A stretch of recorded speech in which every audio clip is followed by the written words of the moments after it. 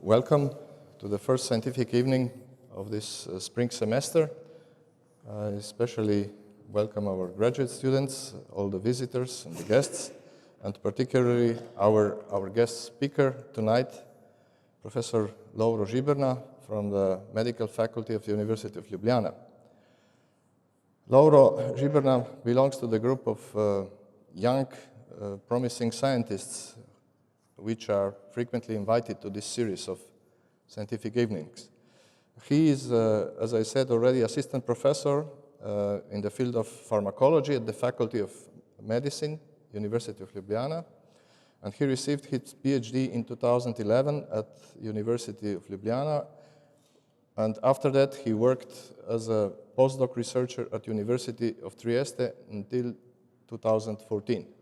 During this period, we actually met, we started to collaborate, and Lovro was too modest and he didn't put enough information here. I should say that together we produced very exciting results, which were in 2017 also awarded by the nomination for the Excellence in Science by the Slovenian National Research Agency. And at that time, Lovro was in Brazil, so he could not present this achievement. So I promised him that I will make sure that he will have a chance to speak about this. But at the end, he decided to speak about something else. And the reason for this is that Lovro is not just an excellent scientist, but he was also lucky enough to have a chance to combine his, let's say, dreams of the childhood, so to say, with his scientific expertise. When he was younger, he was also excellent cyclist, sportsman. And unfortunately, cycling is one of the sports where doping, the topic of our presentation, our lecture tonight, is one of the most frequently discovered. So through his expertise and passion for cycling, Lovro became a member of the anti-doping committees all over. I'm sure that everybody has heard about the Olympic Games, about cycling World Championships, Tour de France, Giro d'Italia. Lovro was present as a member of anti-doping teams at all these big events.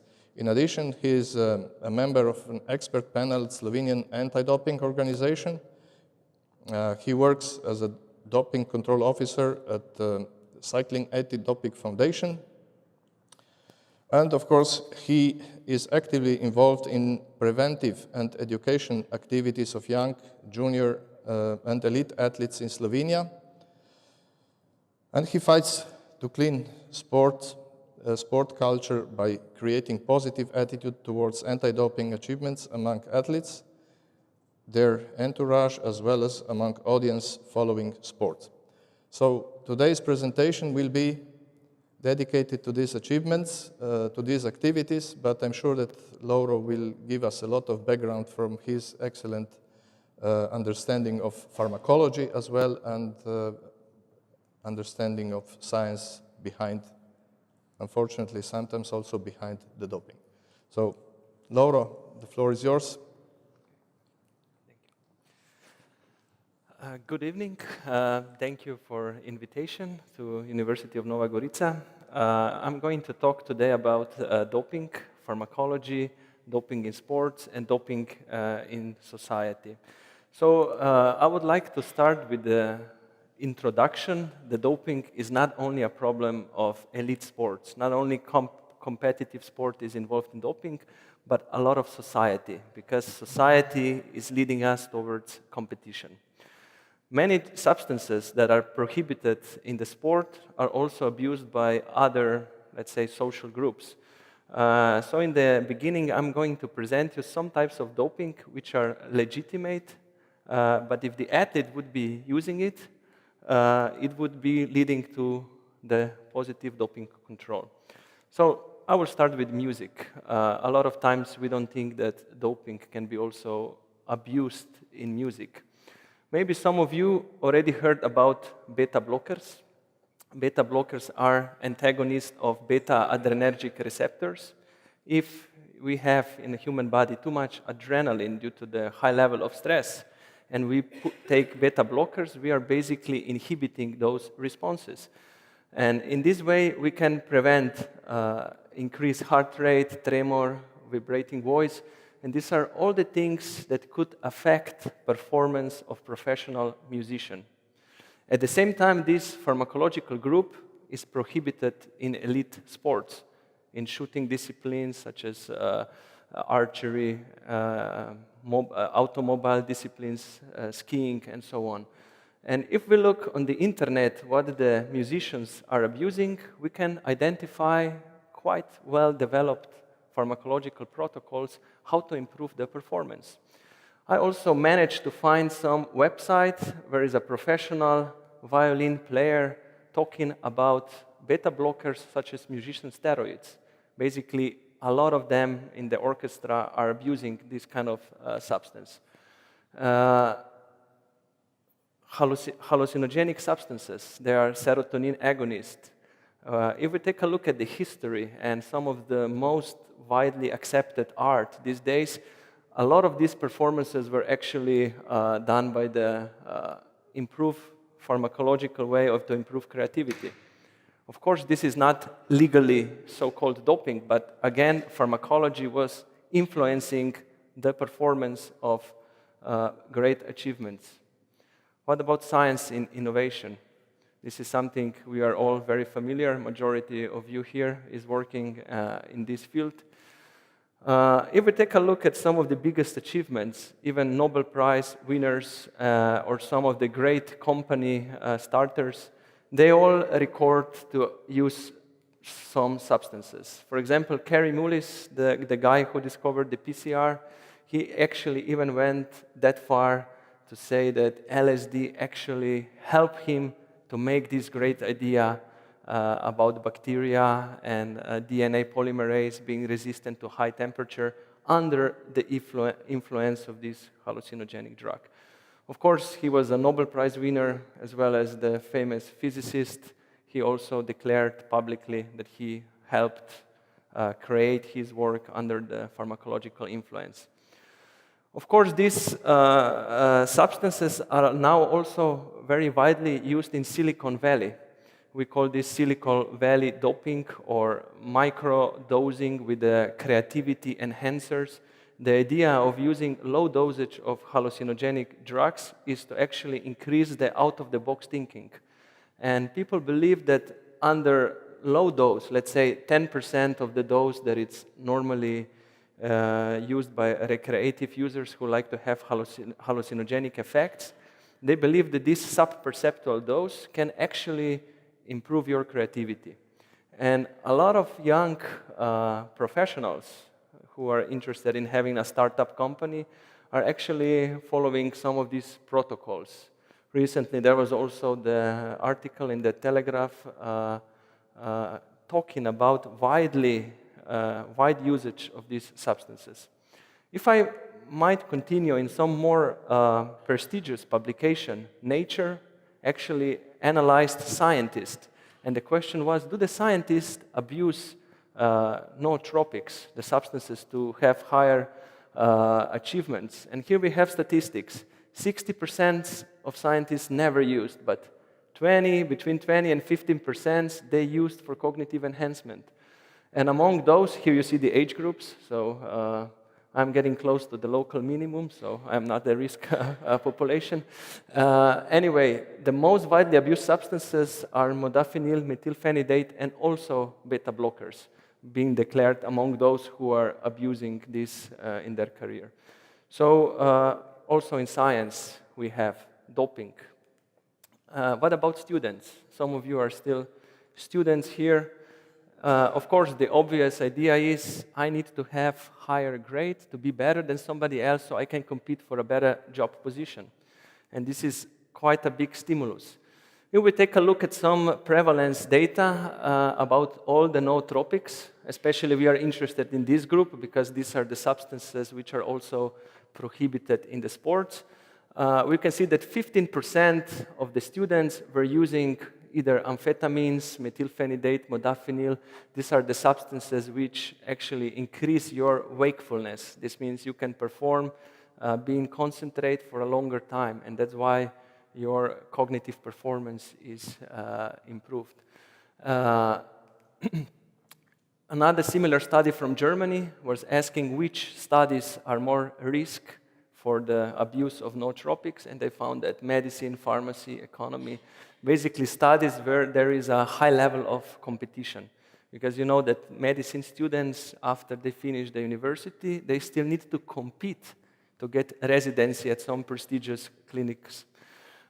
Which substances they abuse, you have here the statistics. Some of those substances are also prohibited in sports. So if the athlete would be taking this substance, he would be basically found positive and punished with a disqualification and suspension.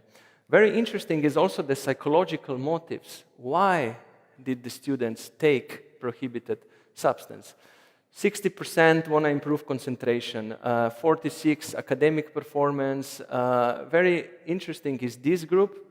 34% of students said that they were taking nootropics because they were fearing they had a disadvantage in comparison to the others. This is very similar phenomena we have in the professional sports. Athletes fear that somebody is taking a substance, that's why they join and do the same.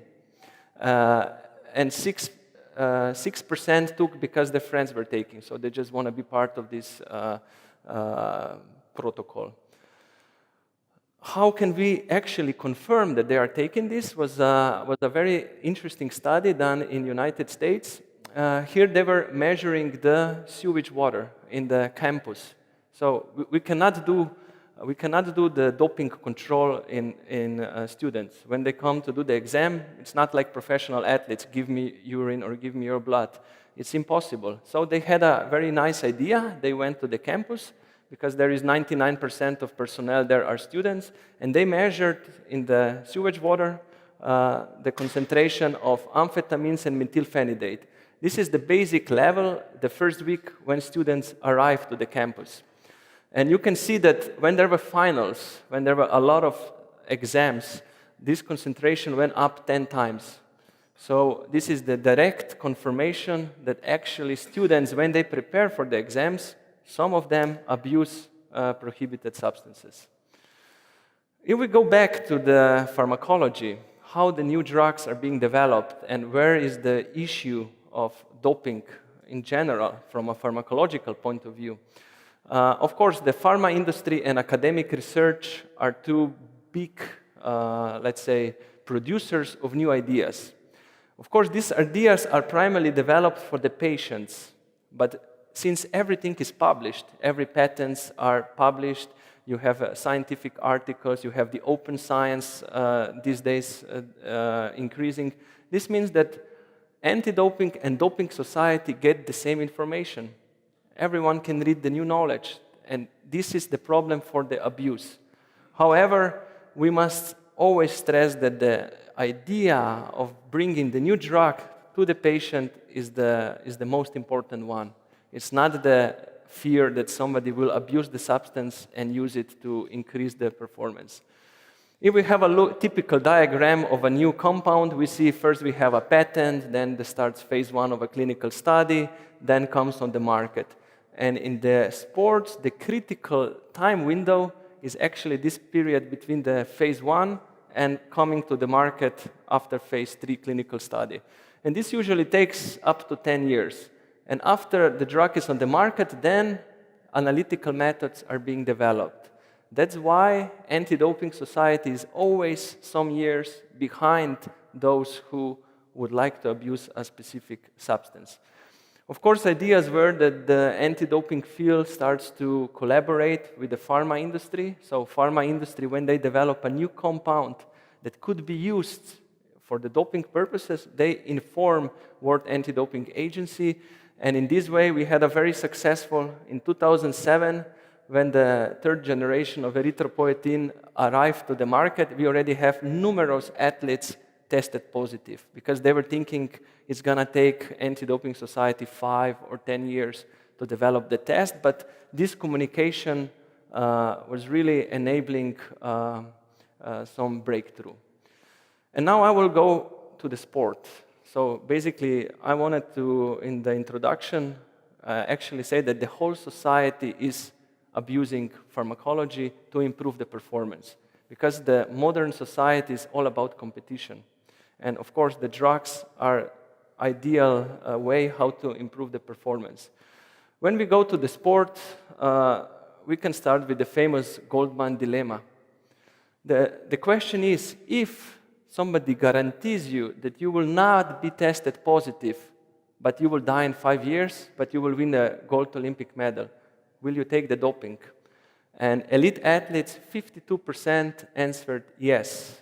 In comparison to general population, less than 1%. So basically, this already tells us something about the mental functioning of elite athletes. They're willing to sacrifice everything to win at a big event. Next question is doping actually effective? Can we measure this, or we just believe that it's effective? This was a very interesting study done by the 5,000-meter runners, 20 best of the athletes. They were comparing their average times, and here you have the year.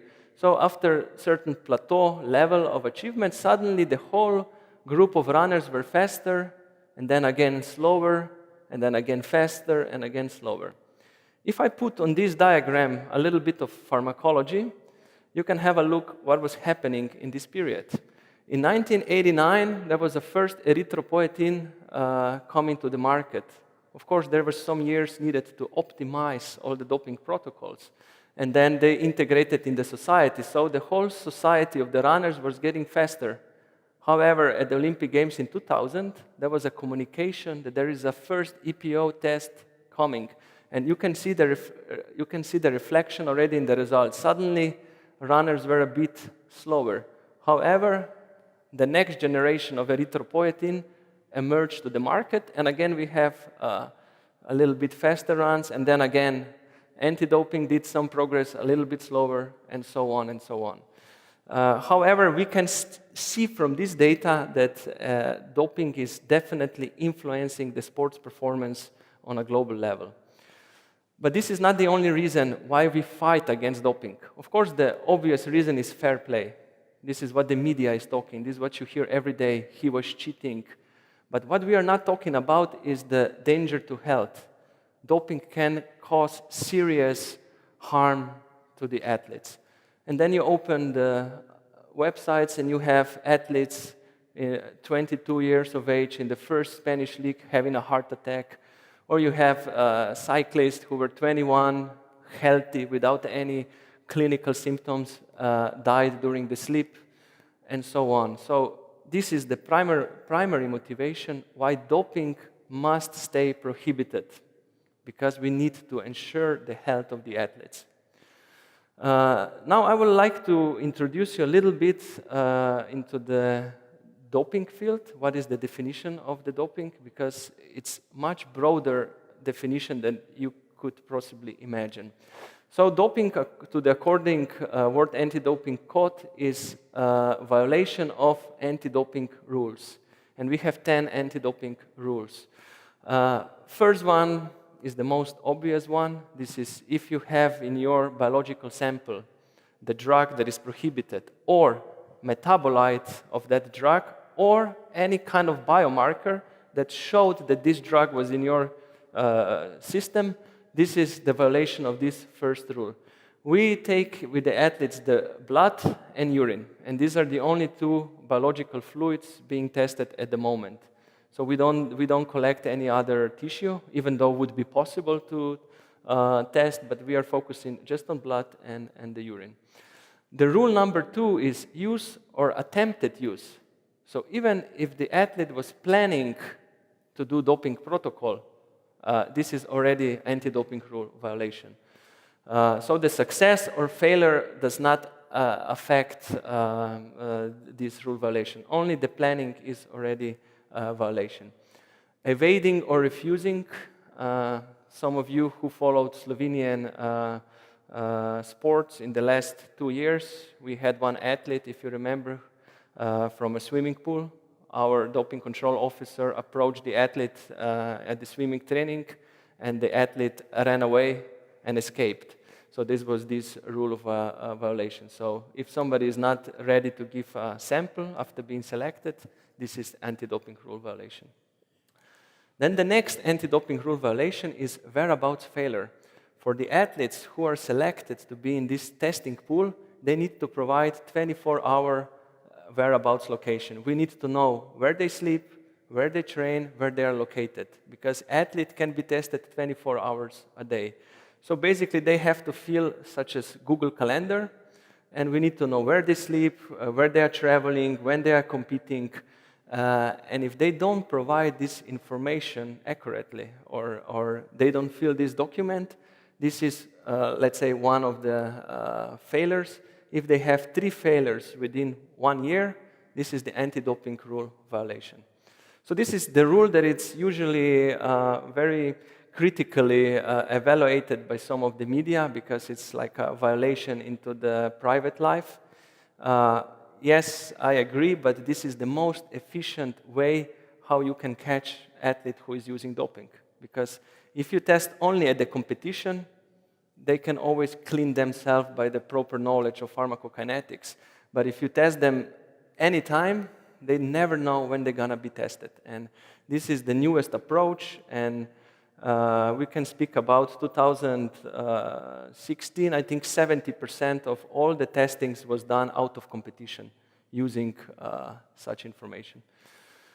Then, of course, the next rule violation is that the athlete is trying to put something into the sample. So we collect urine sample, and then he tries to put some substance, or he tries to manipulate the sample, or he tries to provide false information. He tries to hide his identity.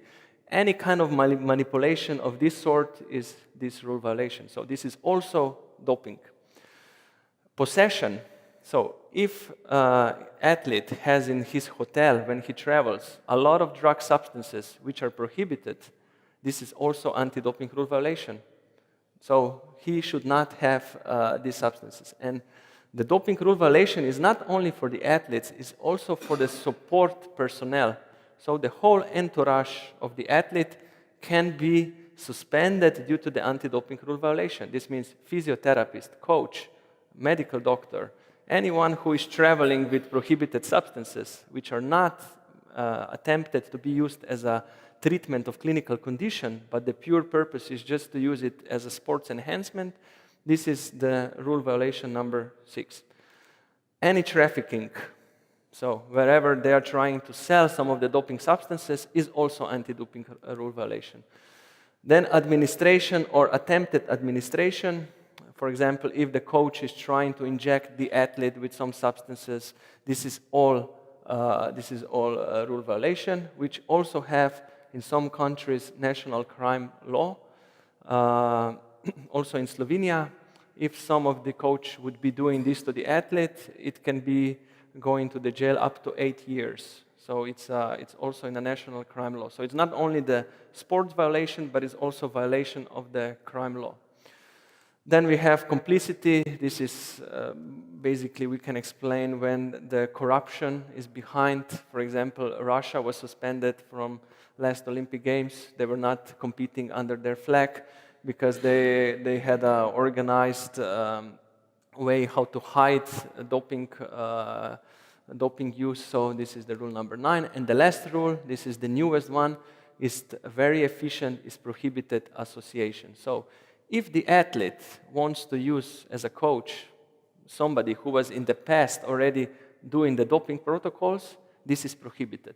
So this is the way how to clean the sport, to remove those toxic doctors who had a doping past out of the story. And this is very efficient way, and we're going to see what the future is going to bring. But in the last year, we had 300 people who were entourage for the athletes suspended from the sport.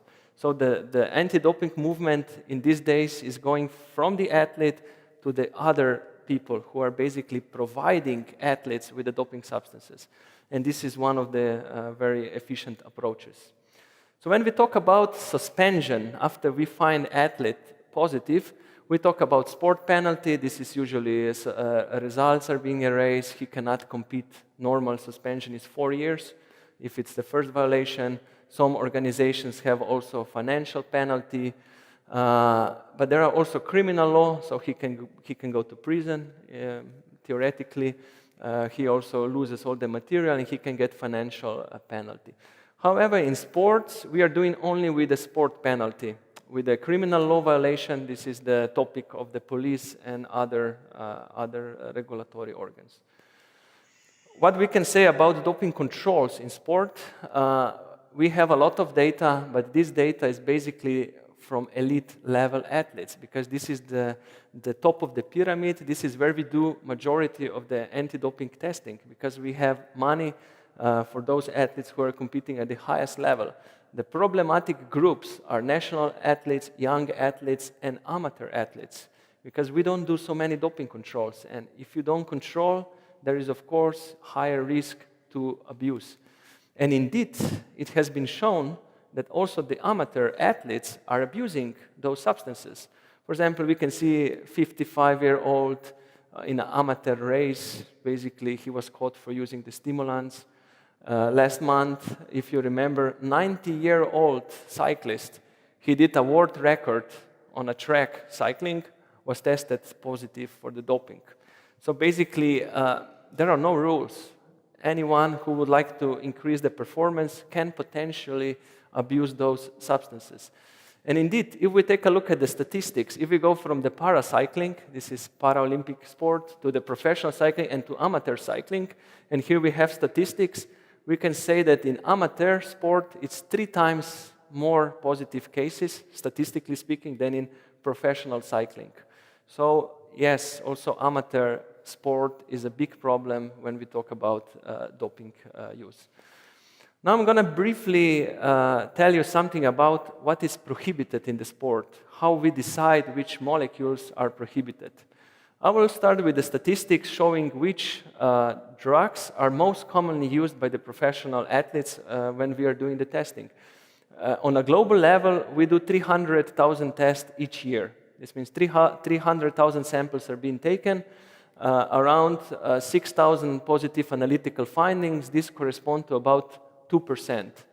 In the last 20 years, we had always the statistics between 1 and 2% samples were tested positive. The most prevalent group, more than 50% every year, is anabolic agents. Then we have stimulants, around 15%, diuretics, glucocorticosteroids, and other pharmacological groups. At this point, I will just briefly comment that this statistics does not necessarily represent the real use of pharmacological groups, because with the new analytical techniques, anabolic agents and stimulants are the easiest to be detected.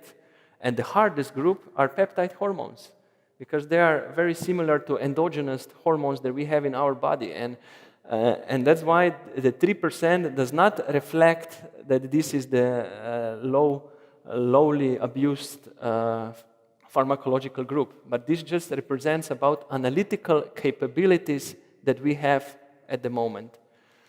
If I will ask you which sports are abusing doping, probably some of you will came up with some mostly media-based sports. But there is a catch, and I would like to communicate this catch to you. We need to do a little bit mathematical experiment. If we say we have sport A and sport B, and both of them have a prevalence of 1%, and one sport is doing 50,000 samples a year, so it has a lot of money to test the athletes, and another sport is doing only 1,000 samples a year. This means that we're going to have adverse analytical finding in this sport with 500 athletes, and in another sport only 10 athletes. And now imagine a journalist or a media personnel. He looks at the statistic and says, sport A has 500 athletes every year positive. Sport B has only 10. So sport A is the sport who has the highest problem with the doping. But they didn't consider how much effort has been done in the testing program. So what I would like to show you is that the relative value is not the absolute value, and this is the common media mistake. So if you had some idea about which sports are having the highest prevalence of doping, probably I'm sure you were talking about cycling. It's something that we hear every day. But what I would like to show you here today is that cycling is not more risky than any other sport. We have positive cases in all sports, in all disciplines. And this is very interesting statistics I always like to show, 2010. 2010, adverse analytical finding, let's see the cycling. We did 22,000 samples. We had 254 adverse analytical findings. This is 1.19%.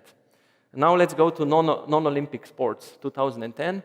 And let's take a chess, 1.26. So I wonder why media is not saying that chess has bigger problem with doping than cycling.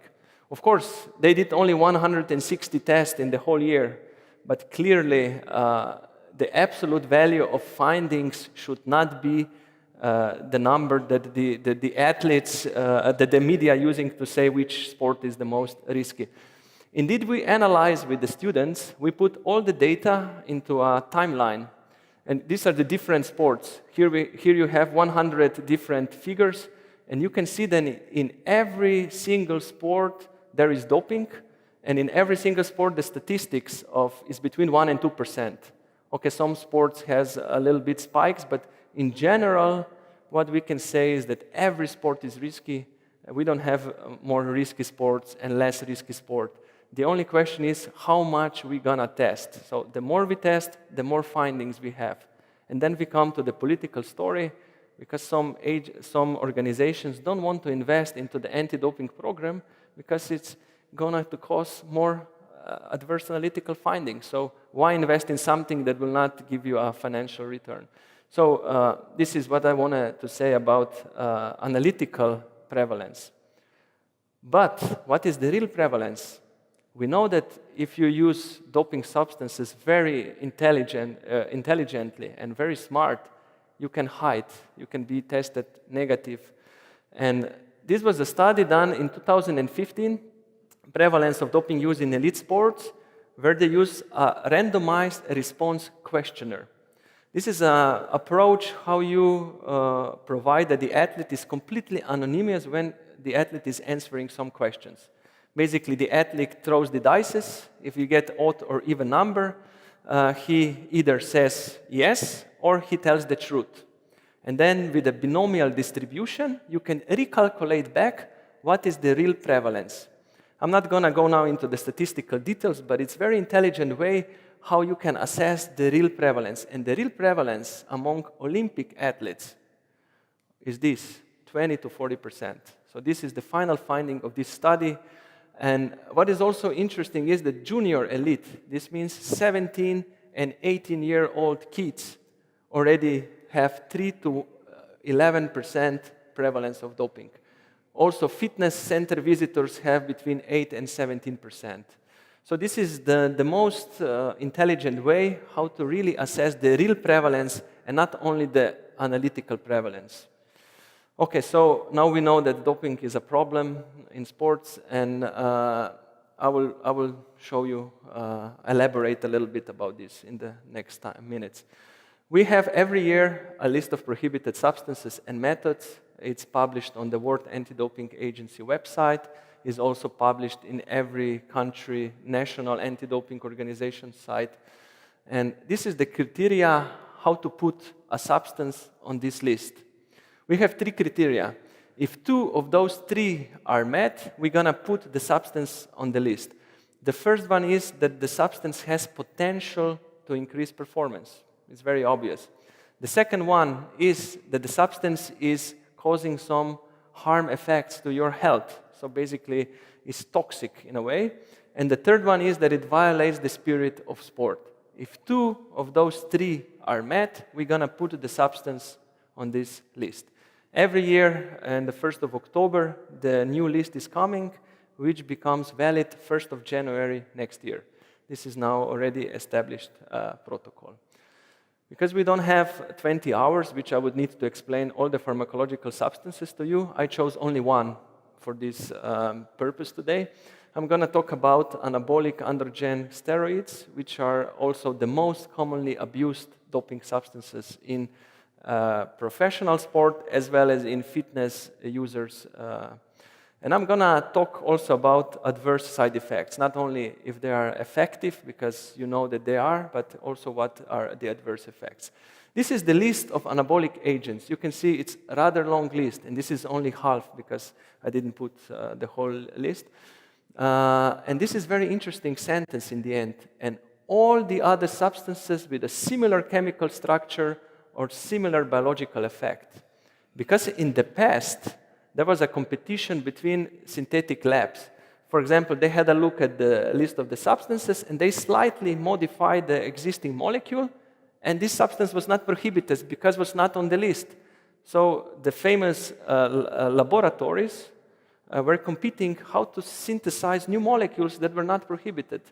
So to end this stupid competition of science, they decided very smartly to prohibit all substances which have a steroid chemical structure or similar biological effects. This means anabolic or androgenic effects. Now, briefly, how they work, what are the effects if you take 10 weeks of testosterone. This is some clinical study. You can see this is the no exercise control group. This is no exercise anabolic group. This is the exercise with no anabolics, and this is the exercise with anabolic. You clearly see that the fat-free mass, basically muscles, are increasing even if you do training or you don't do training, because anabolic steroids have a very strong anabolic effect. This is the area of the triceps. You can see if you don't do training, you are losing muscles. This is atrophic change. If you are taking the steroids, you increase the muscles even without exercise. But if you combine the exercise, of course, the increase is higher because you do the training plus the anabolic stimulation. Here you have the quadriceps muscle, same phenomena. Here you have the bench press when they do in the fitness. You can see even without any exercise, anabolic steroids increase performance by 10 kilos. This is the maximum that the individual can lift. If you combine with the exercise, the performance is even stronger. And the same goes for the squat strength, basically with the quadriceps muscles. So clearly we see that testosterone as a prototype molecule of anabolic steroids is very effective in terms of performance and in terms of anatomical changes. A little bit about molecular pharmacology. I will not go much into the details. Any way you put steroids into your human body, they're going to reach the targets because they are very lipophilic substances. So you can use them either as a buccal, you can put in your mouth, you can put over the skin, you can inject in the muscle, you can take the pill. This is peroral application. Any way you take the substance, it's going to reach the target. This is the skeletal muscles. In the skeletal muscles, the steroid hormone binds to the androgen receptor. This complex travels to the nucleus. It is increasing the expression of for certain proteins. You have more protein and you get anabolic effects. Basically, you have a muscle growth to simplify this anabolic activity.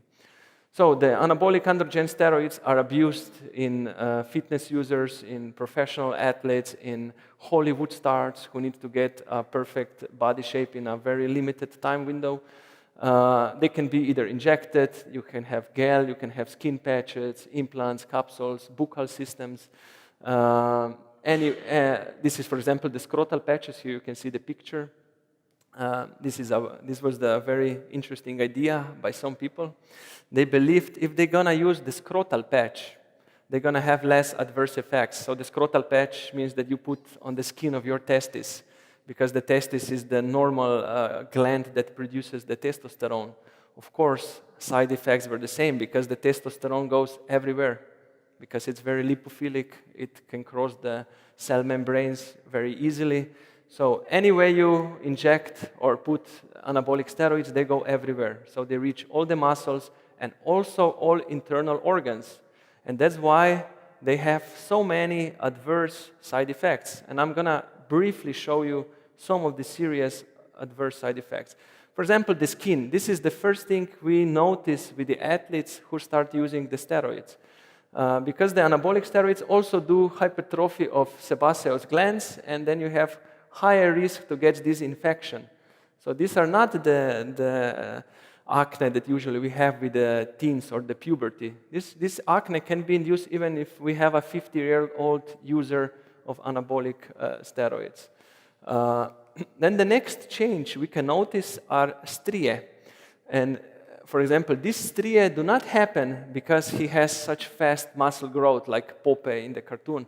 They happen because the skin is damaged. The elastic properties of the skin are reduced, and when he's doing the training, the skin is basically breaking because it's not elastic enough. And then the athletes can get hematoma below the skin, and these striae, these stains, they look like this. Then the next clinical sign that is most prevalent with anabolic users are the liver injury. For example, they have a job clinical exam, or they do just a routine exam, and they have high elevation of the liver enzymes. Liver are the most hurt by the anabolic steroids. Somebody who is abusing for some years can have already a benign tumors. These are the cysts that you can see on the ultrasound. If he continues to use this benign tumor, soon becomes malignant, and he has a liver cancer. So the liver are usually firstly infected, then testicles. This is the normal size of a testicle, and this is the size of a testicle of a chronic user of anabolic steroids. Because we have a negative loop. If we put too much male hormones, the gland that is normally producing the testosterone will go to atrophy because there is no need to produce new hormone because we already have enough in the human body. So testicular atrophy is the very commonly seen clinical sign.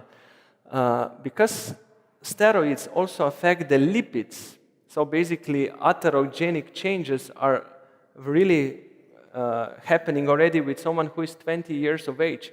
He can be vascular age of somebody who is 80 years of age. They also have erectile dysfunction. So young men sometimes come to medical doctor complaining with erectile dysfunction. And erectile dysfunction is usually early sign of cardiovascular disease. So basically, abuse of anabolic steroids is making already cardiovascular patients. There is also problem with the quality of the sperm. If we take a look, somebody who is abusing 10 months of anabolic steroids, we can see that the sperm count is getting close to zero because of this testicular atrophy. When he stops to take steroids, it takes almost up to 1 year to reach close to normal level. And that's why they have also problems with fertility, if they don't stop this abuse soon enough. This is one very interesting study. This is the magnetic resonance imaging of a 40-year-old bodybuilder who was chronically abusing anabolic steroids. If we take a look at his heart, if we take a look at this perspective, here we see a zone of ischemia. Basically, this young person had already a clinically silent myocardial infarction. So young people can have myocardial infarction because of drastic changes that anabolic steroids are doing. So these are some clinical cases showing, and also aorta, you can see here, has already advanced atherosclerosis. So basically, his cardiovascular health is really, really endangered due to this anabolic steroid abuse. Another sign that is very commonly interfering with the satisfaction of those fitness users or athletes is gynecomastia. Abusers of male hormones, because we have in human body one enzyme that is called aromatase. Aromatase converts testosterone to estrogen. This means that those athletes or fitness users who are abusing steroids have also very high level of female hormones if they don't block this enzyme. Some advanced protocols also include inhibition of aromatase. If they don't block and they chronically use, they get female breast. So when we have female breast on a male, this we call gynecomastia. And even if they stop many times, this needs to be surgically removed because they actually have formed a real mammary gland due to a very high level of female estrogen in their blood.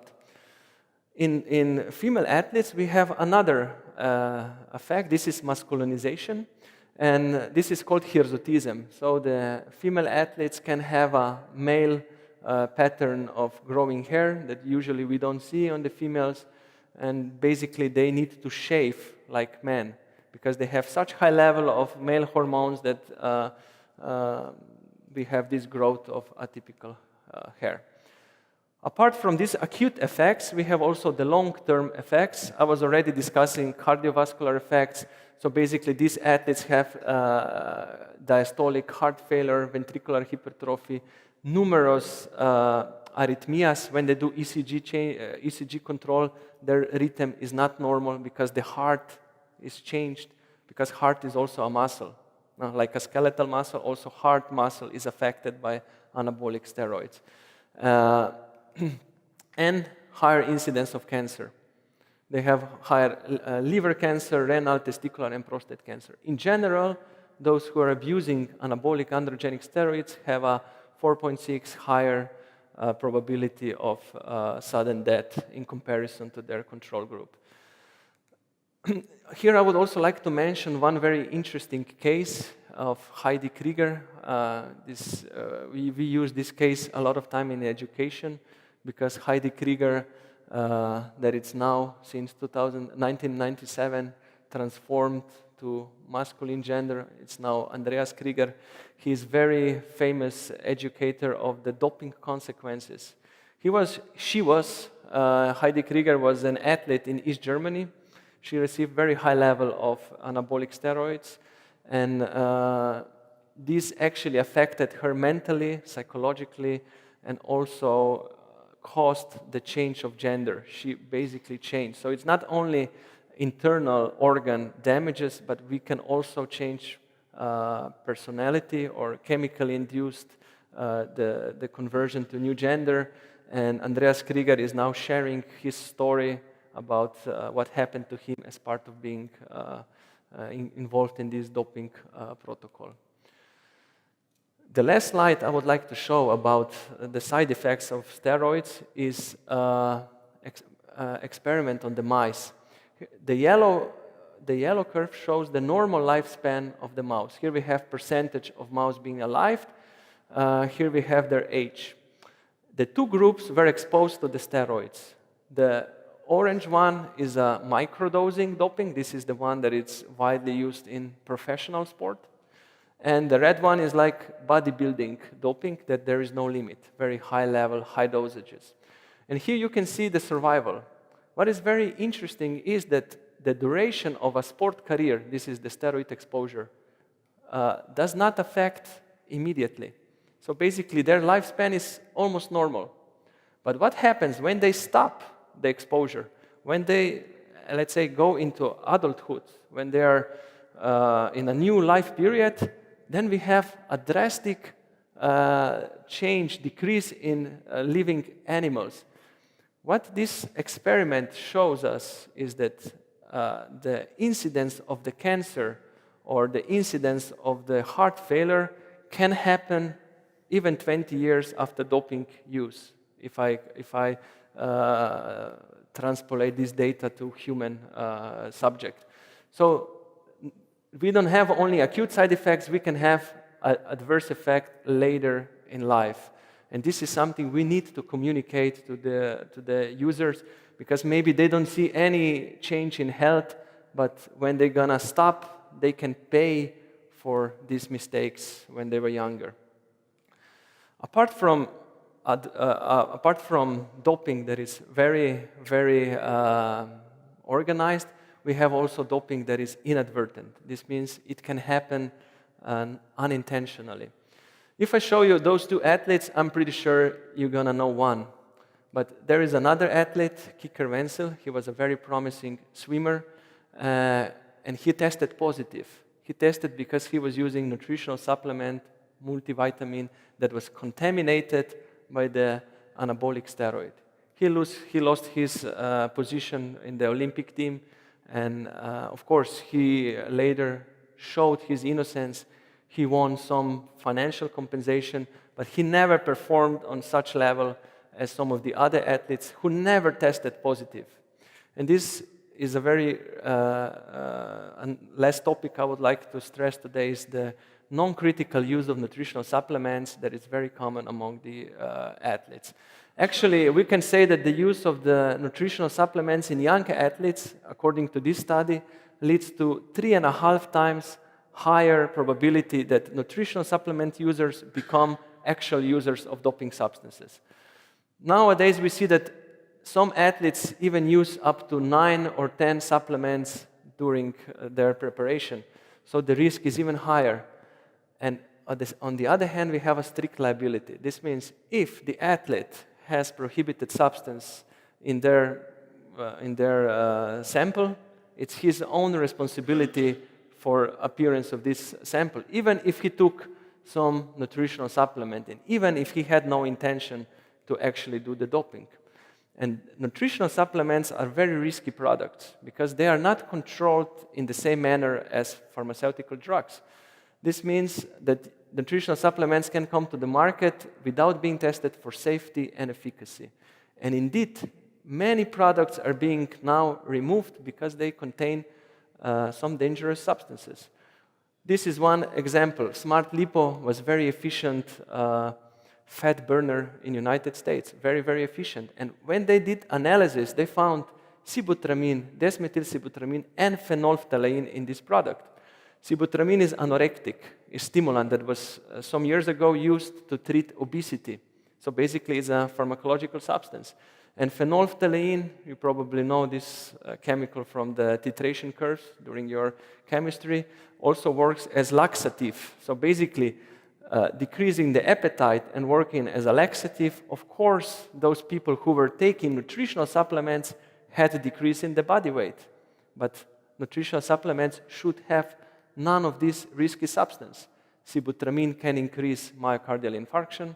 Phenolphthalein is cancerogenic. So basically, those people who were taking innocent nutritional supplements were actually exposed to some health adverse effects.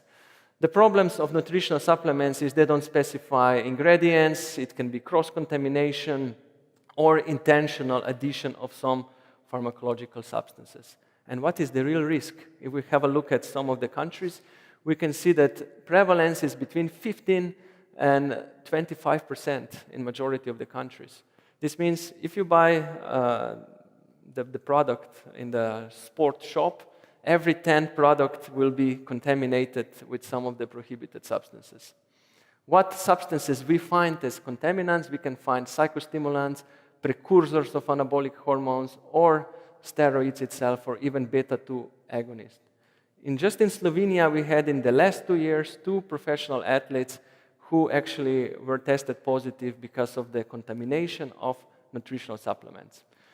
And here I will show you one case study. This is the nutritional supplement that was contaminated, bought on the market, creatine. The creatine is not doping, but it was contaminated with some of the steroids, with 7 steroid precursors.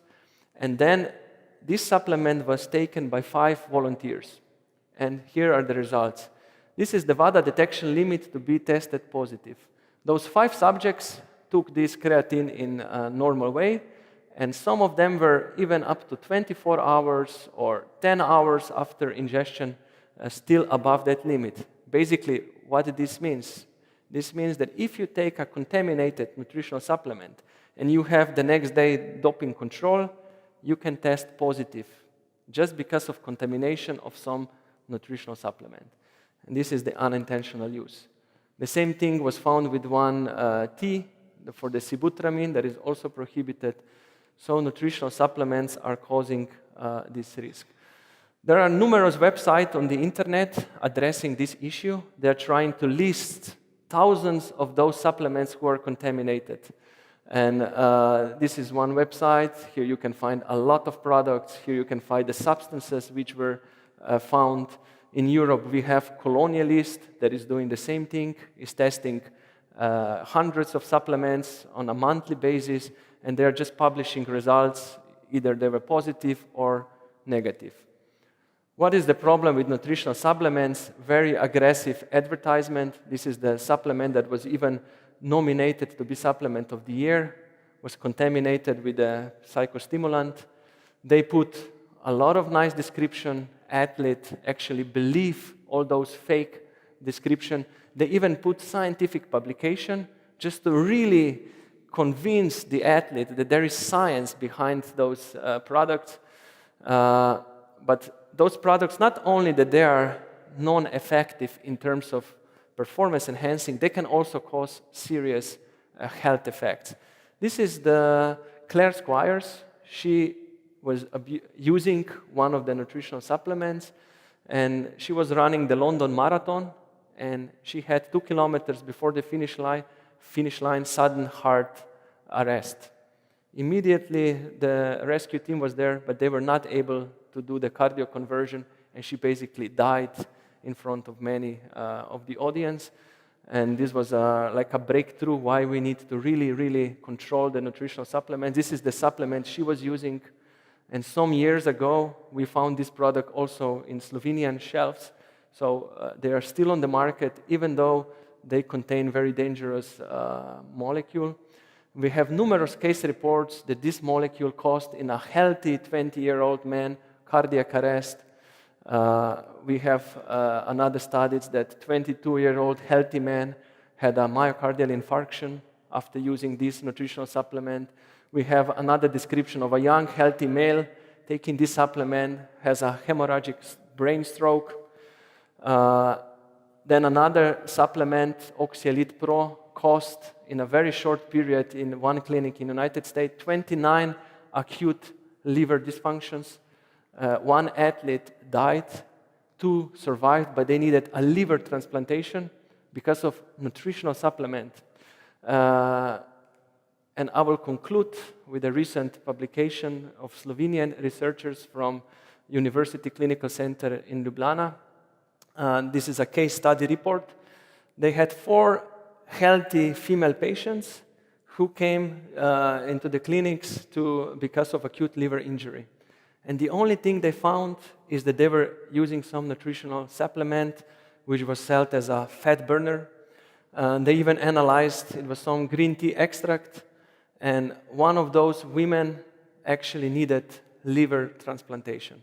So they bought in a sports shop a product that it's a fat burner to lose the body weight, and in a couple of days they end up on a clinics with acute liver failure and even needed a liver transplantation. So these cases are also happening in our country, and nutritional supplements are serious, not only for the doping case, but also because they can cause serious adverse effects. So basically, to sum up, I tried in this very short period tell you something about the problems that we have in elite sports, and the problems that are also common in the society and also in amateur sports, fitness users, and other people who would like to use some substances to do some lifestyle modifications, such as fat burners to lose body weight. Thank you for your attention, and now I will be very happy to address some of your questions.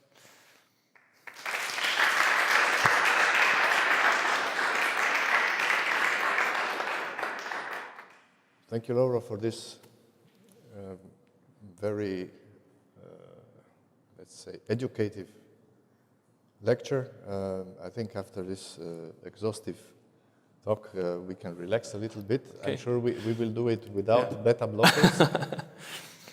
And I'm glad that you have shown that there is no use to stick with sports at this age, but I've seen that there is still hope for a Nobel Prize, so maybe I will stick with science. A personal question: what you think has triggered your engagement in this anti-doping activity? Your previous sports career or the studies and science in pharmacology? Very, very good question.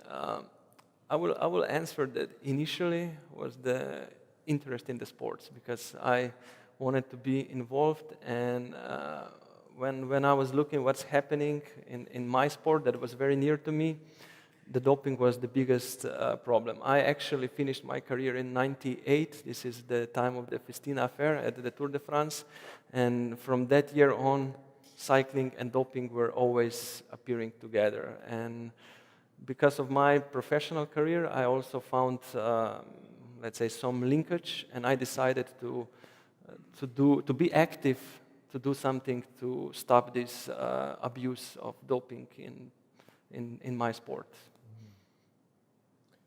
Well, we could understand very well that the main concern is the health of the athletes, yeah? Not so much the, let's say, sports misconduct, let's say, the sense of the Olympic spirit. Yeah?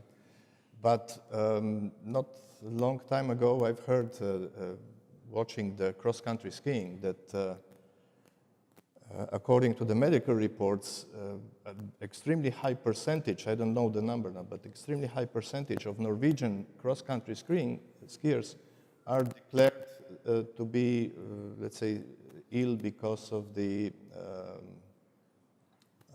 bronchitis or such diseases. I'm sure that there is some manipulation with this data, but if this would be the case, this sport should be prohibited, like the drugs that, yeah, okay, because it's unhealthy. Yeah, this data that was published is actually showing the therapeutic use exemptions. This means if you are able to confirm that you have a clinical condition, then you are eligible to use certain substance to help you with your breathing problems. Especially these Nordic ski disciplines are very particular in terms of sports because they're happening sometimes at the minus 15, minus 20 degree. And we know from physiology that sometimes even the extreme cold can trigger the bronchospasm, which does not necessarily mean that this athlete has a clinically diagnosed asthma. But still, if he has the problem with breathing, he can, with the use of beta-2 agonists, these are the substances you were discussing, he can ameliorate this clinical condition. And it's accepted in sport that this is ethical because the low level of beta-2 agonist, if you're healthy, does not improve your performance.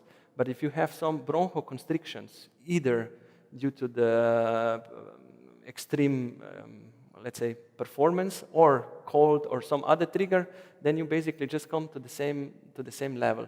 However, they are still being monitored that this level in the urine do not go over the acceptable one. So salbutamol or Ventolin, which is the brand name of this product, has an upper limit, and it's legal, legitimate use. So. And it's obviously not allowed in ice hockey. Okay, in ice hockey in Slovenia there was a, let's say, small mistake because they used one beta-2 agonist that is not allowed and no therapeutic use exemption procedure was triggered.